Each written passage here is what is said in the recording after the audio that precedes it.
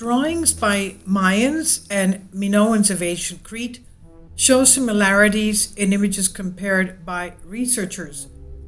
Now we know that yesterday, when I uploaded a very surprising video concerning an ancient Greek theater found in the desert of Peru, ancient Greek theaters found in China, Africa, North America, South America, Europe, and it wasn't just theaters, these were complexes of healing sanctuaries called Asclepians.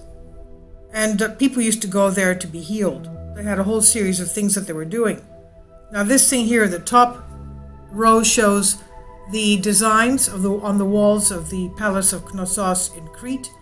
And the bottom is a design of Mayas on their walls. They use the same type of design and even the same colors.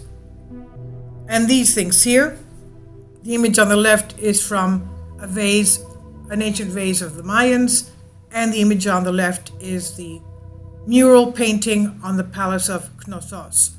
They use basically the same type of profile painting and even the same colors, as you can see. Now we've had DNA evidence that the ancient Minoans of ancient Crete have their DNA passed on to Native American Indians, especially those that live around the Great Lakes of Canada and the United States. So there are ancient texts that say that the ancient Greeks traveled with their ships all the way down the east coast of North and South America. But let's see what the scientists say concerning these findings. Kindly support my Patreon account since YouTube has again demonetized my YouTube channel. The daily posts are 5 videos daily, and they are totally different from what I have on my YouTube channel. Thank you so much for your support and that you find all my content so interesting. You'll find the Patreon account details in the description box below. So these cannot be coincidence. Not the murals of the figures and not the designs on the walls, not even the coloring, which are all the same. Now, reading an article by Joan Nobel Wilford, sent by Vasilis Vatsaltsis, along with photographic material about exploring and mapping the largest Mayan city in Central America, in addition to the stunning 3D image of the archaeological site of Caracol in Belize, with a method of laser-guided pulses, the LiDAR. I was impressed by the images painted on the Mayan clay vase. But before we get there, let's see how the columnist described exploring this great Mayan city. Quote, a pair of archaeologists, Arlene and Diana Chase, tried a new method using the atmosphere to send laser pulses that penetrated the dense jungle and reflected on the ground. In this way, they managed to obtain 3-dimensional images of the archaeological site of the city of Caracol. This is what the author writes and adds, in just 4 days, the twin-engine aircraft equipped with an advanced version of the DIN, light deflection, detection and fluctuation, LiDAR that is, flew several times over the jungle and collected more data than their colleagues had in 25 years on the ground collected. Mapping. Now, after processing 3 weeks of laboratory data, the measurements brought to the surface the topographic details of an area of 207 square kilometers with traces of major architectural works, but also of houses, roads, and architectural agricultural structures. Mayans and Minoans. Dr. D. Chase says, we were left speechless. She was referring to the first time they saw the images, saying, we believe that the DIN will bring about the same revolution in Mayan archaeological research as radioactive carbon dating in the 1950s and the decipherments of Mayan hieroglyphs in the 1980s and 90s.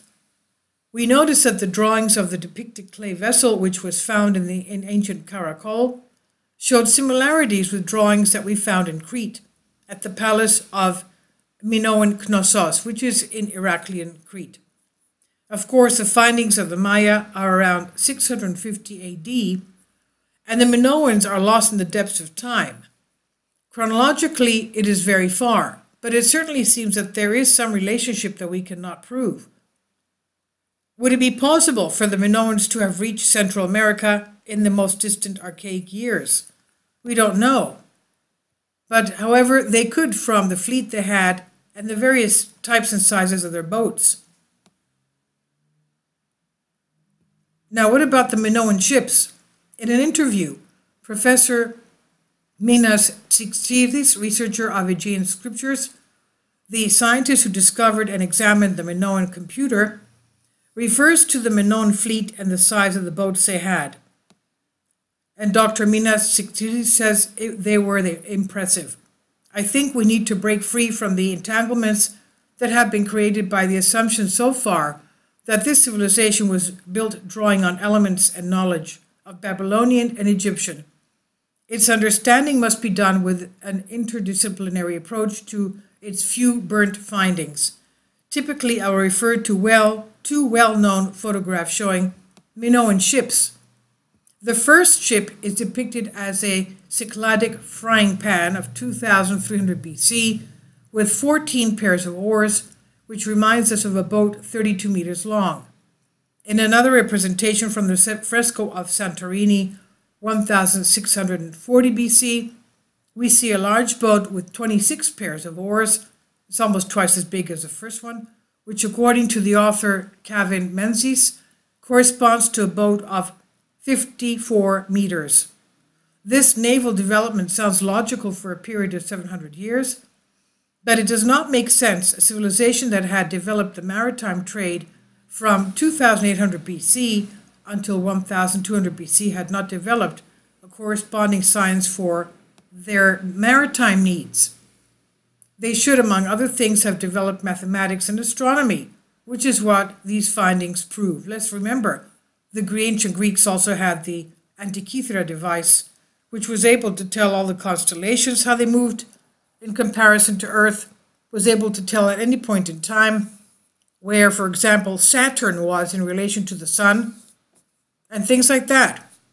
Now, it's natural that they did not have a 54-meter boat only to travel to the Aegean Islands or the big lakes of the Mediterranean.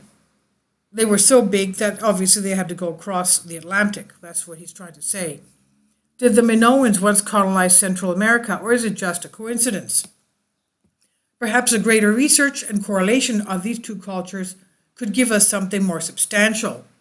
This is by George Ekedoros on Diadastika, and I've translated it for you from Greek.